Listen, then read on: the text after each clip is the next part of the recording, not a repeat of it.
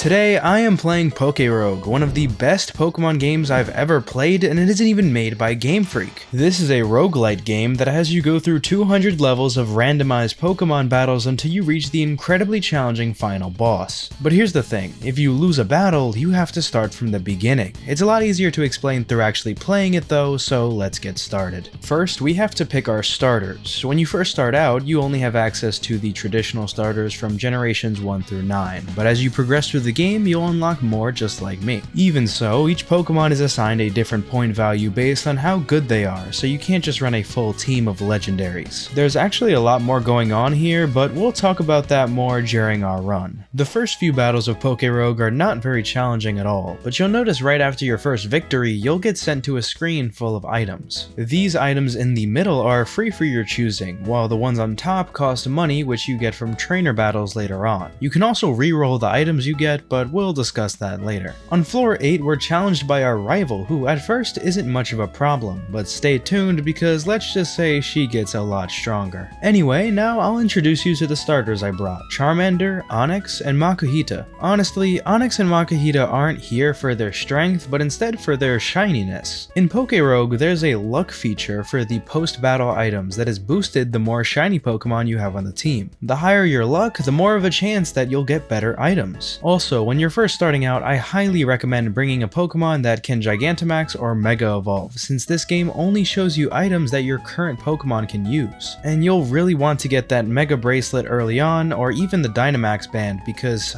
honestly this is a really hard game. Oh, and the reason why I brought Charmander is because he can both Mega Evolve and Gigantamax. Anyway, after every 10th floor, you'll face either a boss Pokemon or a gym leader. Boss Pokemon will typically have multiple health bars, so keep that in mind, but more importantly, gym leaders are actually quite important in this game. When you defeat them for the first time, you'll be given an egg voucher. These can grant you access to 3 different egg gachas that let you hatch various rarities of eggs. These can hatch into Pokemon that you can use as starters. You'll also notice that they gain special egg moves which are typically impossible for them to learn. These can get pretty broken, especially if you get a good nature and ability with it. The great thing about this too is that you can mix and match different egg moves, abilities, and natures in the selection screen. Out of the 3 egg gachas though, I personally recommend doing the shiny one because of how it affects your luck. But doing the legendary one is not a terrible idea if you are new to the game. I did it for the first time and I got Zekrom, so hey, give it a shot. Getting back to my run, it's been pretty easy so far. On floor 20 we faced Gym Leader Salon, who didn't stand a chance against my Charmander spamming Bitter Blade, which by the way is a super overpowered egg move since it heals you while doing a bunch of damage. Also, yeah, don't feel bad if you can't beat this game first try because egg moves are definitely overpowered. After this, we evolved it into Charmeleon and faced our rival again. She still hasn't really built a great team yet though, so we beat her and kept pushing on through the levels. Fast forward to level 50 and we're challenged by Gym Leader Chuck, who doesn't really put up much of a fight, but we evolved Charmeleon into Charizard and Makuhita into Hariyama. At this point, I started catching a couple more Pokemon since only having 3 is kind of risky considering our next rival fight is on floor 55. Oh, and if you're wondering about the items I've been getting, well, I haven't really gotten anything good. Just a few items that allow you to boost IVs and a Grip Claw on Charizard that lets it steal items. After beating our rival for the 3rd time pretty easily, we evolve Onix into Steelix and then get a Magnezone, which I decided to keep for the whole run. Oh, also I hatched a shiny Zubat at this point, which is pretty cool. I mean, I'm not complaining about another shiny. After this though, nothing special really happened until the next rival battle, mostly because I didn't fight any gym leaders. But finally, our rival is actually starting to be pretty competitive. Now her Charizard is terastallized and she has pretty decent coverage overall. It's still nothing too challenging though, which I can definitely say isn't gonna last for much longer. Shortly after defeating her, we fight gym leader Brawly and then catch a Greninja, which has the Battle Bond ability, allowing us to transform into Ash Greninja, probably my favorite Pokemon of all time. I guess this is also a good point to bring up all of the items on top here. While I can't explain every single one in the game, there are certain ones which can be really helpful. In particular, you really want to pick up these candy jars if you see them because it allows you to increase the amount of levels a rare candy can give you. This can sometimes help you bypass the level caps depending on the floor you're on, but other helpful items include this ability charm which increases the odds wild Pokemon have hidden abilities. This is how I was able to find a Greninja with Battle Bond. And of course, pick up the EXP boosting items whenever you can. It's always better to be over-leveled than under-leveled at these later points in the run. Alright, floor 145 is where your rival actually gets pretty good. This time, she's rocking a 3 health bar Terastallized Charizard, Hawlucha, Pidgeot, Electivire, Goodra,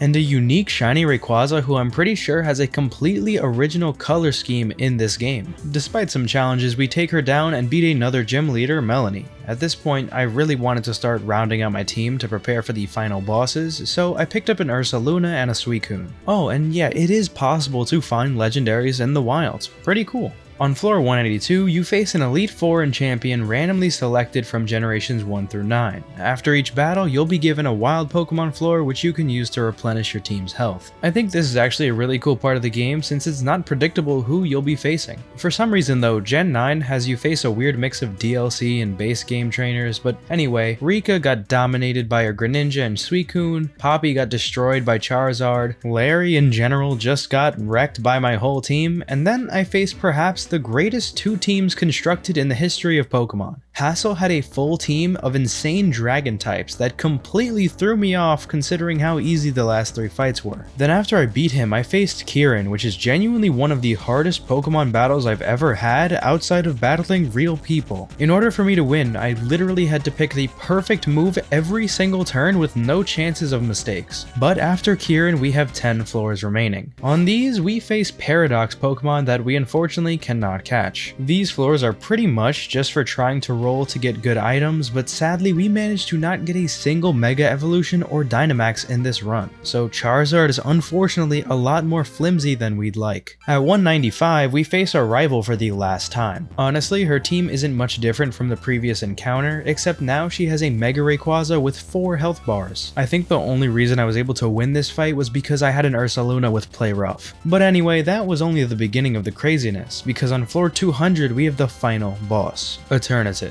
Sending out Greninja first worked pretty well considering I could use extra sensory until I finished it off with Suicune, but this is only phase 1. Emax Eternatus has 5 health bars and is so overpowered we're allowed to use 2 Pokemon at once. The plan here is to take it down slowly but surely with Hariyama and Ursaluna spamming Headlong Rush. This thing is also a special attacker which we can sort of cover using Magnezone's Eerie Impulse. With some luck and down to our last Pokemon, we take it down using Paralysis and Headlong Rush spamming. And there we go, that's the end of this part of PokeRogue. Aside from beating Classic Mode, you also have Endless Mode, which is literally endless until the game breaks at a couple thousand floors. For reference, Classic Mode takes on average about 2 hours straight to beat, so yeah, you can imagine how long it would take in Endless Mode. But yeah, I had a ton of fun with this game so far, and I'm glad to see it getting more attention as of late. I think the best part of PokeRogue is how replayable it is, especially considering all of the different starter combinations and the potential for challenge runs. I mean, just yesterday I was browsing Twitch and YouTube and I saw hundreds of people streaming the game and all playing it in different ways. To be honest, I don't know the laws around making a game like this, especially considering how much it takes conceptually from the actual Pokemon games, because when a game like Palworld came out, I understand how that is able to stand legally because while it does take a lot of concepts from Pokemon, it really is its own standalone game. But with PokeRogue, things like the music are taken straight from the actual games, the character names are all the same, and even the sprites to an extent are exactly the same with the exceptions of some of the fan-made ones, and honestly they do look really good. So yeah, if you want to play this game while it's still here, I left a link in the description, and if you want to see more PokeRogue, leave a like on this video, subscribe, and share this video with your friends and see who can make it the furthest in PokeRogue. Thanks for watching, and I'll see you guys next time.